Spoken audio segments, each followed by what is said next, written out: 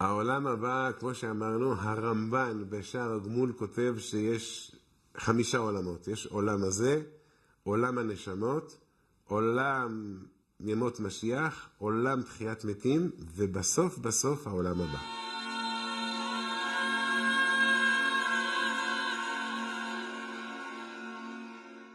Olam Haba means the world that comes. What is the world that comes? So the Rambam in Hilchos Tshuva explains it's the world that comes to a person when he leaves this world.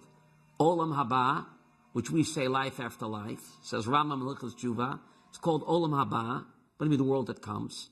It's here. It's a parallel world. The physical and the spiritual world are parallel worlds. Le terme monde futur nous interpelle. Il est en soi très ambigu. Monde futur, qu'on comprend en général sans aucune discussion, tellement c'est évident, comme le monde d'après la vie, mais le monde futur, c'est peut-être tout simplement le monde qui arrive maintenant, que je suis en train de construire, et pas seulement le monde futur, c'est-à-dire au moment de la mort. Donc là, il y a une ambiguïté intéressante, il va falloir en parler.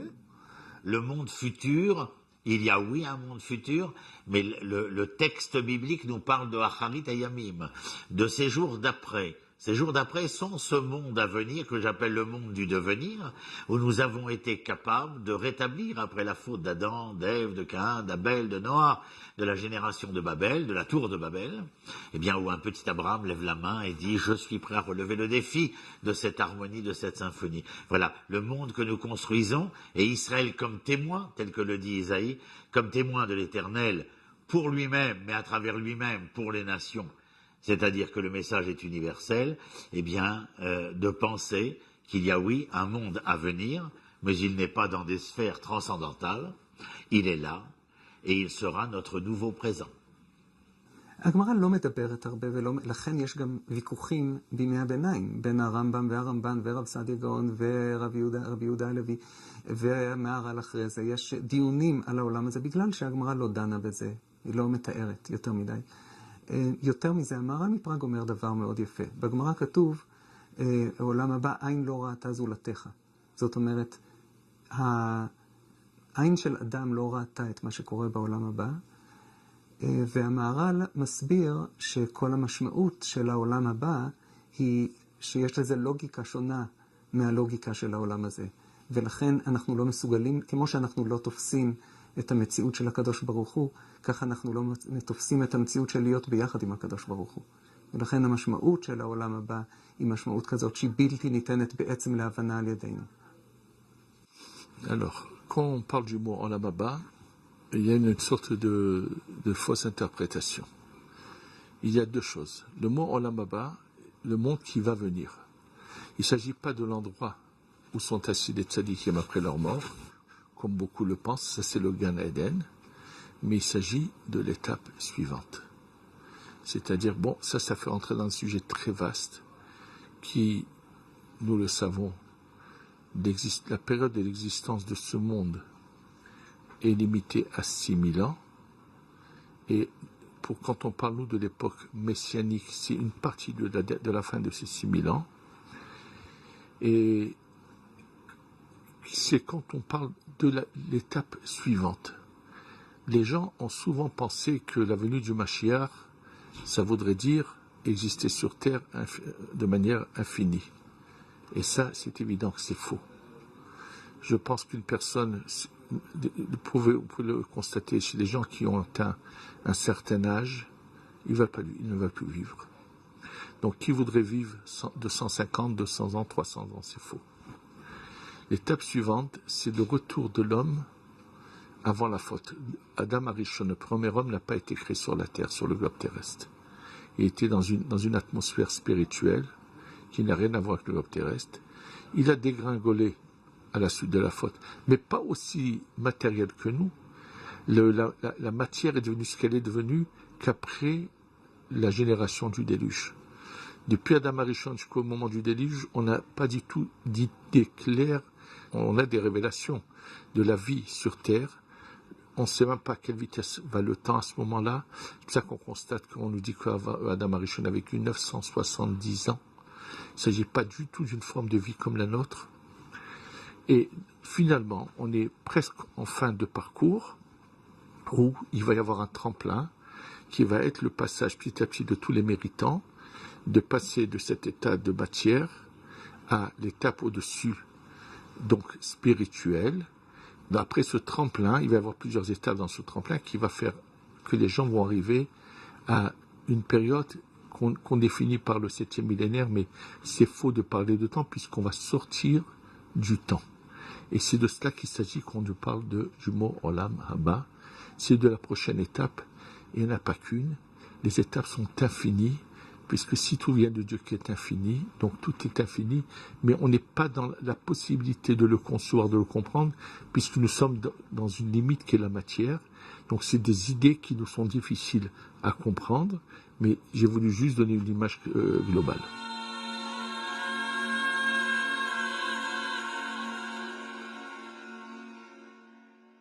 Triat Hametim, la résurrection des morts, c'est un sujet qui a beaucoup été étudié, particulièrement à l'époque de ce qu'on appelle les Rishonim, les grands maîtres de la Halacha.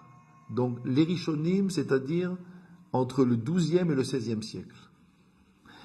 À cette époque-là, beaucoup de maîtres ont réfléchi à cette question-là de la résurrection des morts. אז בוא נגיד שזה ככה. נולדנו פה לעולם הזה, וזה עולם העשייה, זה העולם הזה שלא נשאר בו, בנו ואנחנו נלך, אף אחד לא נשאר. הגוף הולך לקבר, הנשמה הולכת לעולם הנשמות, או לא עולם הבא, עולם הנשמות. שם יש את בית דין של מעלה, שם יש את הגיהנם, ויש את הגן עדן, או את האפשרות לחזור בגלגול, רק הקדוש ברוך הוא עושה את המשפט הזה. אחר כך יש עולם ימות משיח, שזה יהיה פה, שמשיח צדקנו יתגלה, העולם במהותו יישאר אותו הדבר, אבל הרמה הרוחנית שלו היא תהיה גבוהה יותר מגן עדן. אחרי שיתגלה משיח, וזה לפי דעת הרמב"ן, יהיה עולם תחיית המתים, שהנשמות שבגן עדן שכבר נפטרו, הקברים נפתחים, הנשמות חוזרות, המתים קמים, הם יודעים שהם מתו והם קמים, הם קמים דרך אגב באותו גיל, באותו מראה, באותו תמונה, באותו מצב, כמו אדם שהלך לישון. D'ailleurs, la question que s'était posée beaucoup de kabbalistes, au moment où il va y avoir cette étape de la venue du Mashiach, du Messie, et la résurrection des morts, si c'est la même âme qui va revenir, alors les corps précédents, ils vont pas se relever? C'est inexact. Ne se relèvent pas que ceux qui ont été complètement anéantis et condamnés parce qu'ils ont été complètement mauvais. Mais tous ceux qui avaient un peu de bon en eux, même si une parcelle de cette âme est revenue dans un autre corps, tous se relèveront et chacun avec son côté personnel. אם הוא נפטר בגיל 20, הוא יקום בגיל 20. יכול להיות שיש לו נכד בן 100. כי הוא השאיר ילד, והילד הזה כבר התחתן, ונולד נכד, ונכד בן 100, אז הסבא בן 20, הנכד בן 100. אבל הוא קם באותו דמות, באותו צורה, באותו דבר. זה עולם תחיית המתים. Triat Hametim, c'est un miracle, un grand miracle. On pourrait même pas imaginer, on peut pas imaginer. Qu'est-ce que cela veut dire? Des corps qui sont dans la poussière depuis on ne sait combien de temps, qui ont complètement disparu, dans leur chair a disparu, et qui vont pouvoir revenir à une vie matérielle. Cependant, qu'est-ce qui est impossible à Dieu? Y a-t-il quelque chose qui soit impossible à Dieu? Finalement, on rentre ici dans ce qu'on appelle le Yesh Me'ain. C'est-à-dire que la deuxième fois dans la création du monde, dans le monde dans lequel nous vivons, où la notion de Yesh Me'ain apparaît, c'est là. C'est-à-dire, la première fois, c'est la création elle-même, où ex nihilo, à partir de rien, même rien en français, vous savez que c'est quelque chose, comme disait un grand humoriste, mais même si c'est vrai, puisque rien, ça vient d'un terme latin qui signifie quelque chose. On ne peut même pas imaginer cette notion de tohu vavohu, mais c'est comme ça que Dieu a créé le monde. La deuxième fois, nous dit Maïmonide, où ça va se passer, c'est là. Il n'y a rien, il n'y a plus rien. Dieu seul sait dans la poussière qui se trouve là, où se trouve tel corps et les éléments de tel corps dispersés avec les éléments de tel autre, il le sait lui. Ça ressemble énormément à la notion de Yesh Me'ain, de ex nihilo, une deuxième fois. Et cela, dit-il, fait partie de la foi, des fondements de la foi du peuple juif. עכשיו, בתחיית המתים יש 3 סבבים.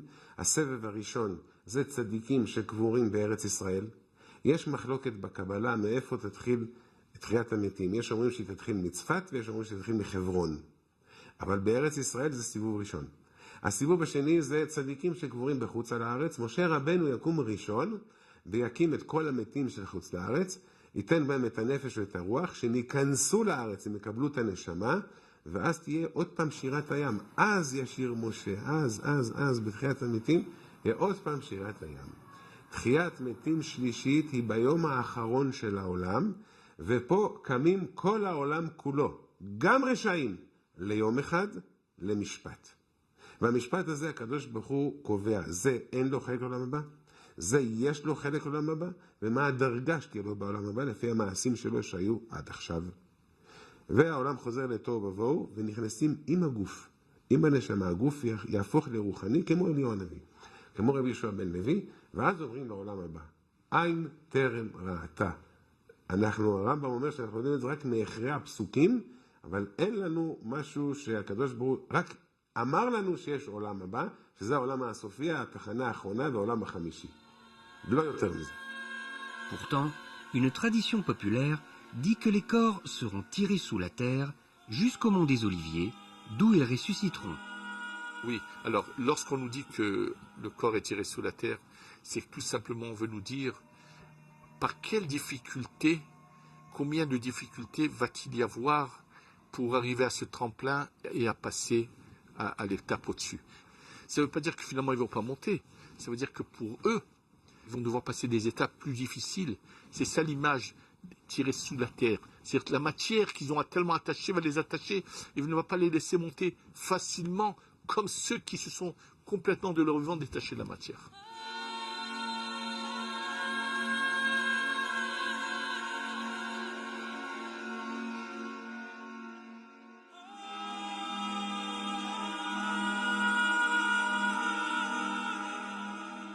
אנחנו מתפללים 3 פעמים ביום, לפעמים 4, בכיפור 5, אבל בכל תפילת עמידה יש ברוך אתה השם מחיי המתים.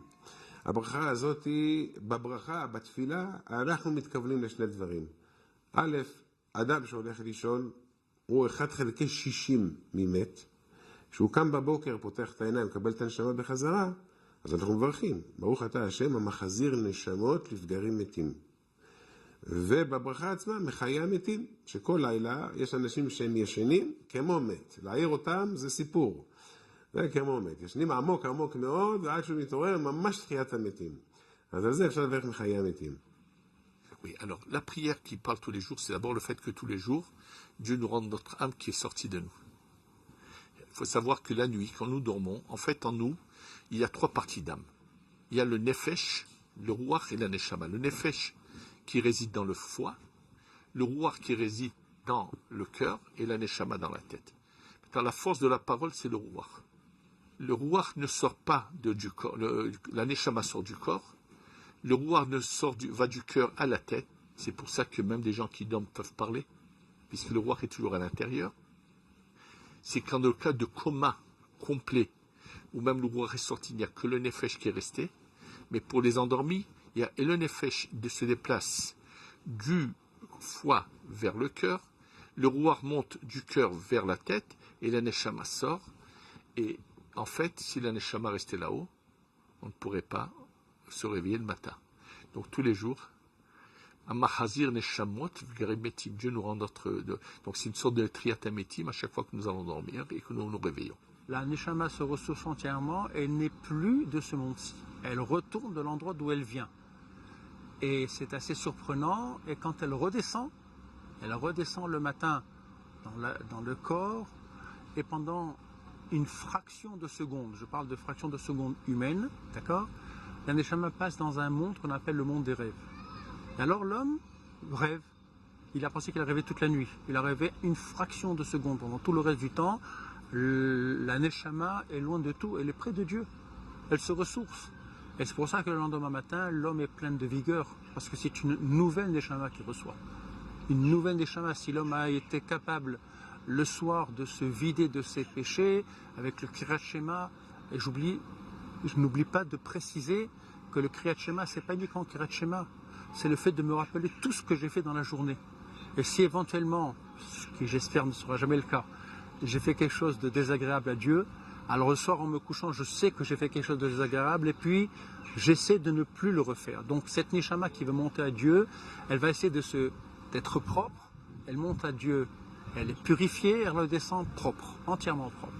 Les rêves, en fait, dans cette partie de la neshama qui est sortie, où c'est qu'elle monte? Si elle végète ici dans le monde, elle voit que des bêtises, et les anges mauvais qui sont autour lui montrent. C'est pour ça que la plupart des rêves sont n'importe quoi. Maintenant, dans quel cas un rêve peut être complètement authentique? Il faudrait que la personne, cette neshama, monte pas seulement au-dessus de son corps, quitte tout le monde de la Asiya. Ensuite, passe par le monde de la Yetzira. Ensuite, passe par le monde de la Bria et arrive au monde de la Hatzilut.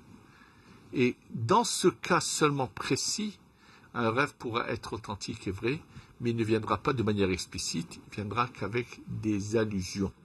Bon, ce sera comme une prophétie, mais avec des allusions. Qui peut faire monter son âme si haut?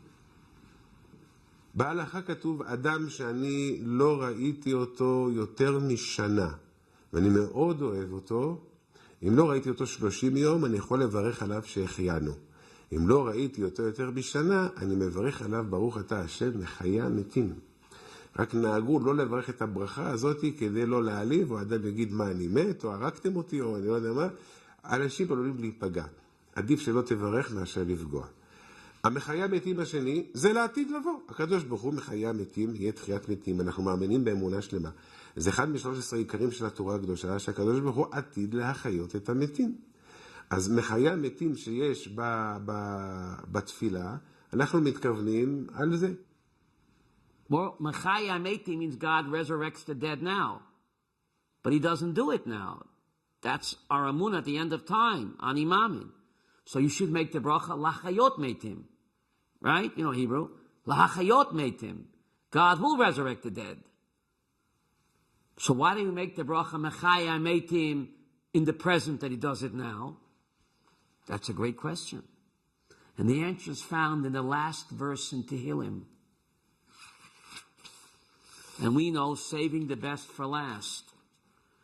King David says in the last verse in Tehillim, Kol hanshama tahalleluya, hallelujah. So what does that mean? Kol hanshama tahalleluya, hallelujah. So on a simple level it means, every living soul shall praise God. Praise God. But the Talmud gives a deeper meaning. Al kol neshima v'neshima tahalleluya. God is resurrecting us every moment. We think that when we live and breathe, it's automatic pilot. King David says in the most important verse in Psalm, how do we know it's the most important verse? Because it's the last verse. That's why dessert comes at the end of the meal, saving the best for last. The last verse in Psalm teaches us, says the Talmud in the Brachot, that every time a person breathes, God is giving him the gift of life. He's resurrecting him literally. We think we're an automatic pilot, a breathing machine. The Talmud says no. How many times does a person breathe a minute? I don't know, how many times? 100 times a minute? That's literally, says King David, God is giving us the breath of life. It's not automatically. God is constantly giving us the breath of life. So we have to thank him for every moment, because he is resurrecting us, because if he wouldn't give us the breath of life, person would just drop dead. אז הברכה בתפילה זה גם על מחיה מתים, שיום יום יש תחיית מתים, שהאדם קם מהשינה, ועל תחיית המתים שעתידה לבוא, שתהיה תחיית המתים, הקדוש ברוך הוא מחיה את המתים.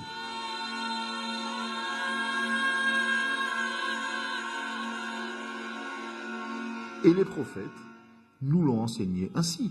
C'est pas seulement Maïmonide s'appuie sur les écrits des prophètes. Quel est le prophète qui reprend quasiment mot pour mot ce que nous disons là, qui est la base essentielle de Maïmonide?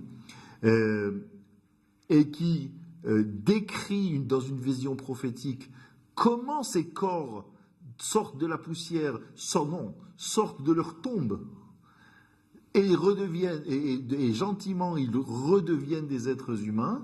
Of course, is Ezekiel 37, where he brings back the dry bones in the valley.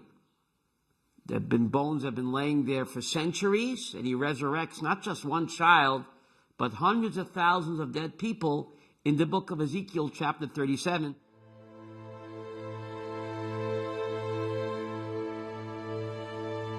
Prophétie d'Ézéchiel. La main du Seigneur se posa sur moi, et le Seigneur me transporta en esprit et me déposa au milieu de la vallée, laquelle était pleine d'ossements. Il me fit avancer près d'eux tout autour. Or, il y en avait un très grand nombre à la surface de la vallée, et ils étaient tous desséchés. Il me dit, « Fils de l'homme, ces ossements peuvent-ils revivre ?» Je répondis, « Seigneur Dieu, tu le sais. » Et il me dit, « Prophétise sur ces ossements et dis-leur, ossements desséchés, écoutez la parole de l'Éternel. Ainsi parle le Seigneur Dieu à ces ossements. Voici que je vais faire passer en vous un souffle, et vous revivrez. Je mettrai sur vous des nerfs, je ferai croître autour de vous de la chair, je vous envelopperai d'une peau, puis je mettrai en vous l'esprit, et vous vivrez, et vous reconnaîtrez que je suis l'Éternel. » Je prophétisai comme j'en avais reçu l'ordre, il se fit une rumeur, comme je prophétisais, puis un frémissement, et les os se rapprochèrent en s'ajustant l'un à l'autre. Je vis qu'il y avait sur eux des nerfs, qu'une chair s'était développée et qu'une peau s'étendait par-dessus, mais de souffle, il n'y en avait point encore. Il me dit, « Fais appel à l'esprit, fais appel, fils de l'homme, et dis à l'esprit, ainsi parle le Seigneur Dieu, des quatre coins viens, ô esprit, souffle sur ces cadavres et qu'ils revivent. » Et je prophétisai comme il me l'avait ordonné, et l'esprit les pénétra, ils vécurent, et ils se dressèrent sur leurs pieds en une multitude extrêmement nombreuse. Alors il me dit, « Fils de l'homme, ces ossements, c'est toute la maison d'Israël. Ceux-ci disent, nos os sont desséchés, notre espoir est perdu, c'en est fait de nous. Eh bien, prophétise et dis-leur, ainsi parle le Seigneur Dieu. Voici que je rouvre vos tombeaux, et je vous ferai remonter de vos tombeaux, ô mon peuple, et je vous ramènerai au pays d'Israël. Et vous reconnaîtrez que je suis l'Éternel quand j'aurai ouvert vos tombeaux, et quand je vous aurai fait remonter de vos tombeaux, ô mon peuple. Je mettrai mon esprit en vous, et vous serez vivifiés, et je vous assoirai sur votre sol, et vous reconnaîtrez que je suis l'Éternel qui ai parlé et qui exécute, dit l'Éternel. Mais cette prophétie n'est peut-être qu'une allégorie, un texte symbolique, dont le but serait de nous faire passer un message universel, valable en tout temps, y compris au jour d'aujourd'hui. Ici, les maîtres voient les choses au sens le plus littéral possible. Le plus littéral possible, c'est-à-dire nos ancêtres à qui nous nous adressons dans nos prières, eh bien c'est à eux que Dieu a promis de donner, à eux. Lahem y a écrit. Remember that song? Tell it like it is. Tanakh tells us it happened, literally, and we know that Tanakh is the word of God. So, reminds you of the old song, Tell it like it is. This actually took place. There was a physical resurrection. The Talmud tells us in Sanhedrin 91 that these thousands of people, Yecheskel, Ezekiel, resurrected, they got married and they raised families. And one of the great sages, Rabbi Yehuda ben Beteira, one of the great sages of the Talmud, testifies that he is a great-great-grandchild of one of those resurrected dead that Ezekiel resurrected. And to prove it, he shows the tefillin that he got from his great-great-grandpappy, who was actually one of the dead that Ezekiel resurrected in the Valley of Dry Bones in chapter 37. So he has physical proof from the tefillin, this great sage of Yehuda ben Beteira, that it actually took place. Et ça, justement, une partie de ceux qui étaient là-bas, c'est parce qu'ils ne croyaient pas dans la résurrection des morts, et on leur a redonné une chance. C'est marqué dans la Gemara, dans Sanhedrin. Et c'est pour ça leurs ossements étaient comme ça. Ça veut dire qu'ils n'avaient même pas de Gan Eden. Et Dieu a dit, bon, je vais leur donner encore une chance, je vais les faire revenir sur terre. Mais s'ils réparent, ils réparent. S'ils réparent pas, tant pis pour eux. We know that the Torah is true on many levels. Of course, it's also a metaphor for the resurrection of the Jewish people after Auschwitz. There's no coincidence. 3 years after Auschwitz, we come back and build this beautiful country. Of course, Ezekiel is not just doing the physical resurrection, but when a prophet does a wonder, it's true both in the physical sense and also in the metaphysical sense. So it actually happened, but it's also a metaphor for the times that we live in, that the Jewish people were literally resurrected from the gas chambers of Auschwitz to come back to the land of Israel and build this wonderful country, which is unheard of. And of course, Yechezkel also had that in mind, because when a Navi prophesizes, it's past, present, and future. So it's true on many levels, the physical level and also the metaphysical level as well. You see that throughout Tanakh. Même si l'objectif de ce texte n'est pas de nous parler de Triat Hametim, mais de nous parler du retour du peuple juif de son exil vers Eretz Israël, c'est Yechezkel, évidemment. Donc c'est pas le même but. Malgré tout, la description de la recomposition du corps, c'est quelque chose comme ça qui se produira au moment de la Triat Hametim.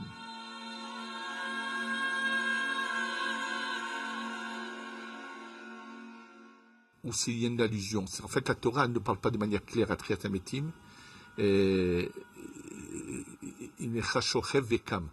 C'est marqué pour Moshe Rabbeinu, tu vas te coucher et te lever. Puisque Moshe Rabbeinu va revenir dans plusieurs générations. Il y a des allusions, mais étant donné que la Torah est la mise en pratique de la volonté de Dieu, donc ce n'est pas des choses claires, c'est des allusions seulement. La Torah nous parle d'une Torah de vie. Et c'est d'ailleurs pour cela aussi que, d'après l'opinion de Rabbi Yehuda Levi, la Torah ne nous dit rien sur ce qui se passe après. Vous savez, il y a des maîtres qui se sont posé la question et qui ont répondu de façon encore plus précise. Pourquoi la Torah ne nous dit rien sur la résurrection des morts, sur la Triat Hametim? Pourquoi elle n'en parle pas? Ou si, elle n'en parle que par allusion. Allusion, je vous donne un exemple. Dieu a promis Asher Haaretz, Asher Nishba Hashem la Avotechem, la tête lahem. Nous le disons tous les jours dans le Kriyat Shema. La terre que Dieu a promis à nos ancêtres de leur donner. La Gemara dit, de là on apprend Triat Hametim min Torah. De là on apprend que la résurrection des morts est un des concepts fondamentaux de la Torah. Où? Parce qu'il n'y a pas marqué que Dieu a promis aux ancêtres de donner la terre d'Israël à leurs enfants. Il y a marqué de leur donner à eux. De leur donner. Donc, ils vont être là pour la recevoir. De là, la Torah nous dit, en allusion, qu'il fait partie des fondements de la foi juive de croire dans la Triat Hametim. Et Maïmonide le compte comme un des articles de foi, le 11e, si je ne me trompe pas. C'est évident. C'est évident. There's a verse in Isaiah 41. Isaiah 41, God calls the Jewish people a Talat. Now, I understand the Russian bear or the American eagle. Why would God tell Isaiah chapter 41 that the Jewish people are a Talat? Talat in Hebrew means a caterpillar. What kind of compliment is that? So the Kabbalah teaches the secret. God was telling Isaiah, chapter 41, you don't believe in the resurrection of the dead, my friend? Look at the caterpillar, the Talat. The caterpillar crawls into a cocoon. If you take Science 101, it's actually a tomb. And the caterpillar decomposes. In that metamorphosized, decomposes. And out comes a beautiful butterfly. Says Kabbalah, that's exactly what's going to happen to people at the end of time. That we are like the caterpillar who go into a cocoon, which is a tomb. The body decomposes. But when the time comes, we will rise from the grave like the caterpillar rises from the cocoon. So God says, you don't believe it? Look at the caterpillar, the cocoon, which is a tomb, and the butterfly. This teaches us the secret of what? That there will be a physical resurrection, which is already built into nature through the caterpillar, the cocoon and the butterfly.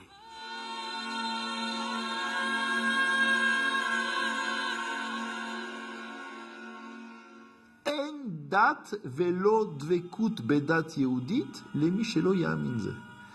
On ne peut pas parler de religion, d'engagement religieux ni d'attachement à Dieu ou au judaïsme pour celui qui ne croit pas dans la Triat Hametim, dans la résurrection des morts.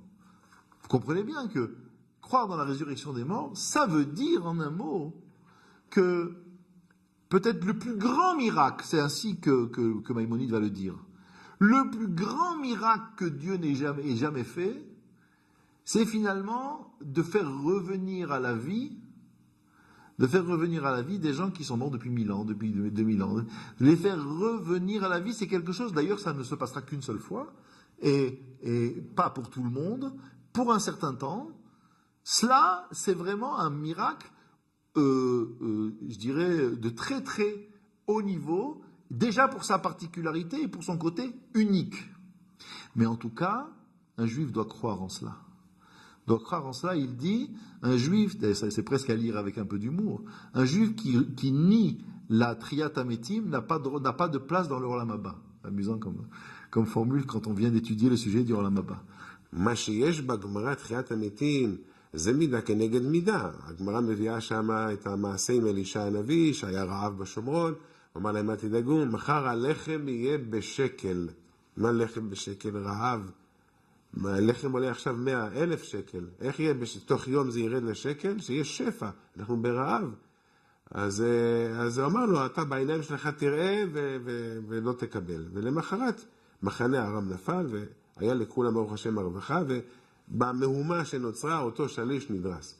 הגמרא מכאן לומדת שכל מי שלא מאמין בתחיית המתים, הקדוש ברוך הוא עושה לו מידה כנגד מידה, והוא גם לא יקום בתחיית המתים, תחיית המתים ממש, שהקברים נפתחים והנשמות חוזרות, והאדם חוזר, נבנה הגוף שלו מחדש, ועומד על הרגליים שלו בחזרה, כמו היה בחיי חיותו, כמו שאמרנו. C'est celui qui nie une certaine partie de l'enseignement de Dieu risque de tout perdre. Et entre autres, celui qui nie la résurrection des morts. Mais bien sûr, il faut le savoir, on n'est pas là pour juger qui que ce soit. Le jugement, c'est que Dieu. Quelqu'un qui s'est égaré, il peut y avoir des fois des circonstances atténuantes auxquelles Dieu va faire cas et va donner la possibilité à cette personne de venir réparer.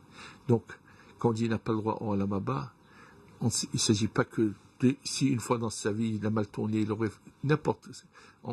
On n'est pas là pour juger. Les Chachamim viennent nous dire juste qu'attention, il y a des choses qui sont intolérables et qui sont pas pardonnables, c'est tout. Parce qu'en fait, la croyance est à l'intérieur de chacun. Il faut la laisser jaillir. On ne nous demande pas d'aller chercher quelque chose qui est à l'extérieur de nous. Donc c'est une manière de dire, ne sois pas ce point mauvais pour essayer de fermer les yeux, de ne pas vouloir voir la réalité qui est devant toi. Et c'est ce qui me rappelle cette histoire extraordinaire du Rabbi Chaim de Brisk qui a vécu il y a une centaine d'années, qui était prodige depuis son enfance, où un jour son père voulait voir à quel point son fils était prodige. Son père était un grand personnage, auteur du Beth Halevi. Il lui a dit, Chaim, qu'il était enfant, il lui dit, je te donne 2 roubles si tu me montres où se trouve Dieu. Et Chaim lui a répondu, papa, moi je t'en donne 10 si tu me montres où Dieu n'est pas. If a person doesn't believe in the resurrection of the dead, will not be resurrected. Is it a punishment? It's not a punishment. You create your own reality. Do you know that? You gotta believe. If you don't believe that there'll be a resurrection, then how can God resurrect you? We create our own reality, positive or negative. If you don't believe that anything is waiting for you on the other side, then what do you expect? What we do down here, we take with us to the afterlife, right? So we create our own reality. If we believe in the resurrection of the dead, it's going to happen. Because we made it real for ourselves. If a person doesn't believe, then God says, what do you want from me? If you don't believe it, it's not real for you. So how can you be resurrected? Not a punishment.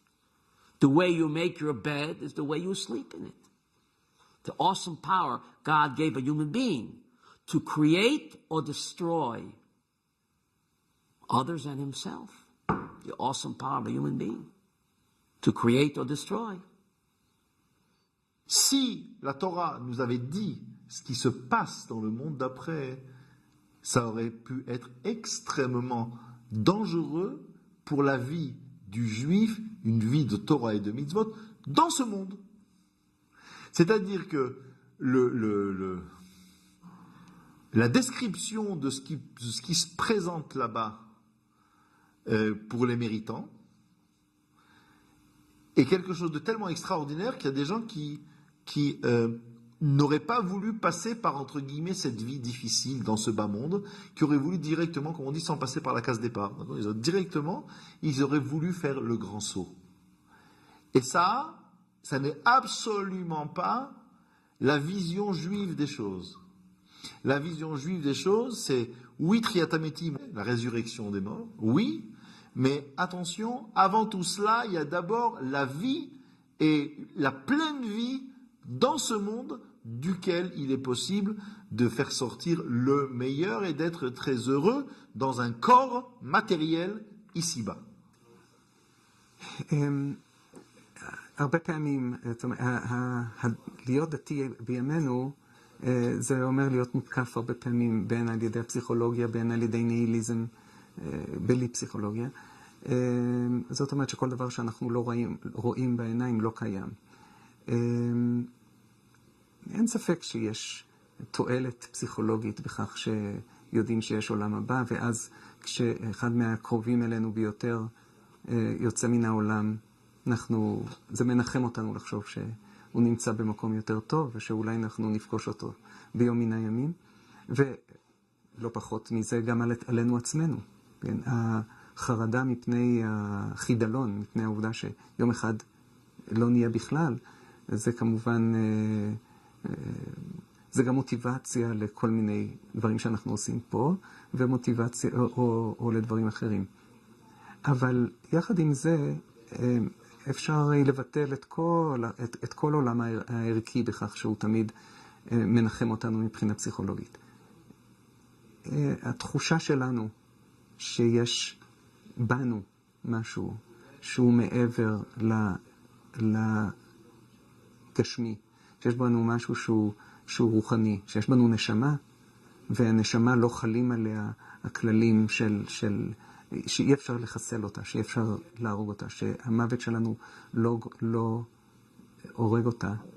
זה הטענה הזאת והתחושה הזאת היא הרבה מעבר לפחד פסיכולוגי ופחד החידלון. אני אישית לא מקבל את זה. אנחנו בעיקר היום, האמונה הדתית שלנו, לא כמו שהיה בימי הביניים, לא בנויה על מדע. המדע עוסק בעולם המטריאלי, הדת לא עוסקת, הדת עוסקת במטאפיזיקה. יש נתק היום בין פיזיקה ומטאפיזיקה. זה לא כמו בימי הביניים שהפיזיקה הובילה למטאפיזיקה. ולכן ההוכחות שלנו על קיום של משהו מטאפיזי, בין אם זה הקדוש ברוך הוא בעצמו, בין אם זה הנשמה שלנו, כבר לא תלוי במדע. המדע לא יכול להוכיח את ההפך, אבל גם לא יכול להוכיח את הקיום של המטאפיזי. את זה אנחנו מרגישים בפנים. או שאנחנו מרגישים את זה, או שלא. אדם שלא מרגיש, חי חיים ניהיליסטים, חסרי רוח, ואדם שמרגיש את זה, חי עבור רוח. זה לא משנה אם איזו דת מדובר. זה יכול להיות דת מזרחית, יכול להיות דת מערבית, יכול להיות יהדות, יכול להיות נצרות. מה שמשותף בין כולנו זה תחושה שיש נשמה, שיש משהו שהוא מעבר לגשמי. וכל זה לא קשור בכלל, לא קשור בשום פנים ואופן למדע. המדע בימינו לא רלוונטי. אם אנחנו יודעים שיש חיים שלאחר המוות, אז צריך לדרג גם את החיים שלפני המוות. כי החיים שלאחר המוות הם תלויים בעיקר בחיים שלפני המוות. אז יש חיים שלפני המוות, וחיים שלאחר המוות. זה מתחיל מפה, איך אנחנו פה בעולם הזה מתנהגים, בחיים שלאחר המוות אנחנו נקבל את השכר ואת הגמול על החיים שלפני המוות. אז זה וזה קשורים ביחד. C'est très intéressant de savoir ce qui se passe après la mort, mais je crois que c'est encore plus intéressant de savoir ce qui se passe dans notre vivant et de ne pas gâcher notre vie. Et de savoir la prendre au sérieux et comprendre et la construire et en faire d'une vie, une vie de laquelle on sera fier le jour où on devra arriver devant Dieu. אני רוצה להציע שבדיונים האלה על העתיד, שהדגש תמיד יהיה דגש גם אתי וגם רוחני.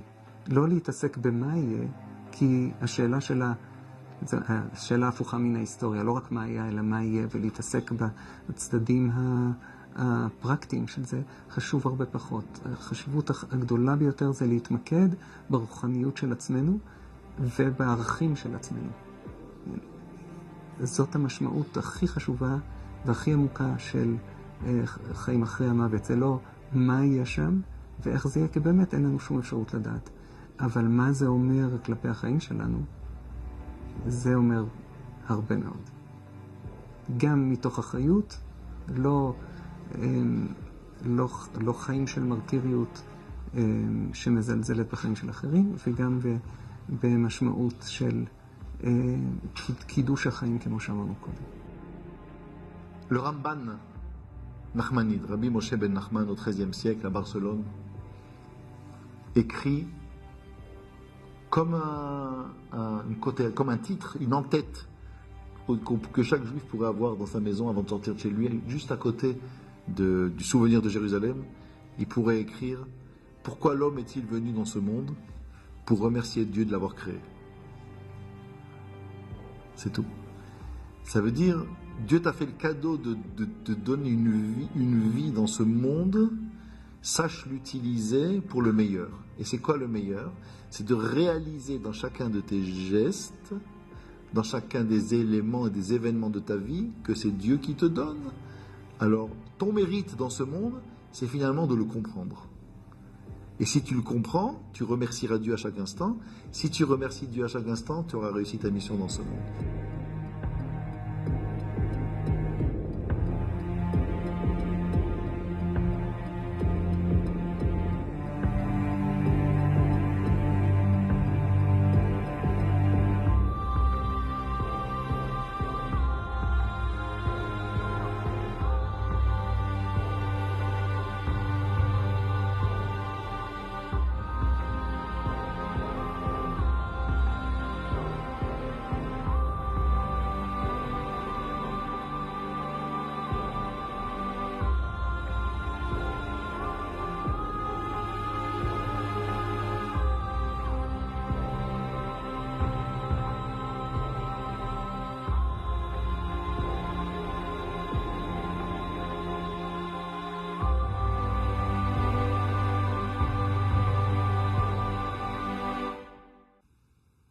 Et si la réforme protestante du XVIe